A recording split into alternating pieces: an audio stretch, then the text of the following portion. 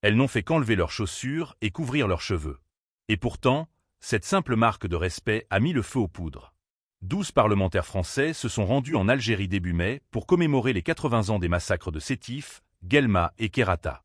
Ces événements tragiques du 8 mai 1945, longtemps enfouis sous le silence colonial, refont surface à travers des gestes forts. Présence officielle, discours de mémoire, volonté de réconciliation. Mais ce déplacement, à forte portée symbolique, a été détourné de son essence par des polémiques stériles et des crispations identitaires bien françaises. Sur place, les parlementaires ont été accueillis avec chaleur, visitant notamment la majestueuse grande mosquée d'Alger. Par respect pour ce lieu sacré, certaines femmes de la délégation, comme Danielle Simonet ou Sophie Briante-Guillemont, ont revêtu une abaya et se sont couvert la tête. Un geste simple, banal, dans tout lieu de culte religieux, qu'il soit chrétien, juif ou musulman. Mais sur les réseaux sociaux, cette image a été instrumentalisée. C'est la sénatrice Valérie Boyer, membre des Républicains, qui a dégainé la première.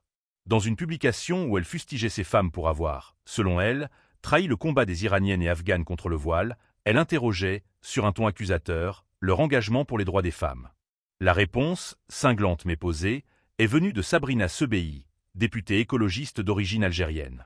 Une mise au point salutaire, il est d'usage, partout, de respecter les lieux de culte quels qu'ils soient. Elle rappelle, avec calme, qu'on ne s'indigne pas lorsqu'on se couvre les épaules dans une église ou la tête dans une synagogue. Un rappel au bon sens. Un appel à la décence. Et peut-être surtout, un rappel qu'en 2025, certaines polémiques n'ont plus lieu d'être. Mais ce débat n'est pas isolé. À Orléans, au même moment, des autocollants infâmes fleurissent sur les murs, zone interdite aux musulmans, avec pictogrammes interdisant le voile, la prière, la barbe ou encore la fête de l'Aïd.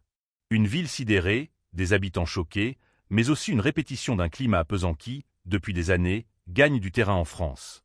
Quelques jours plus tôt encore, un jeune musulman était assassiné en pleine prière dans une mosquée du Gard.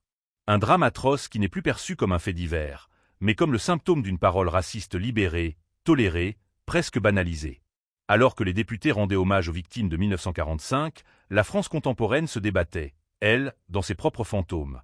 La haine, la peur de l'autre, et une incapacité criante à reconnaître le simple respect comme une vertu. Et si, au fond, la photo qui a tant dérangé était justement ce dont nous avions besoin? Une image de pont tendu, de tradition respectée, de paix silencieuse face au tumulte des idéologies? La mémoire est un miroir. Et dans ce reflet, chacun choisit ce qu'il veut voir, un geste de soumission ou un acte d'humanité. N'hésitez pas à partager vos avis en commentaire et à vous abonner pour ne rien manquer de nos prochaines vidéos. C'était l'actualité du jour. Merci de nous avoir écoutés.